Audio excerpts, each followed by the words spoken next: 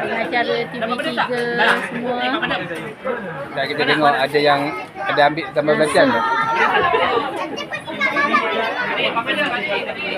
Pengacara TV3 yang serve.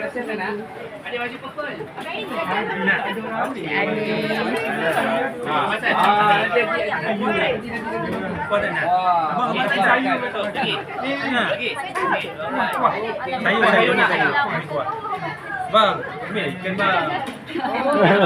Bang. Habis dia cakap pasal ayam tadi.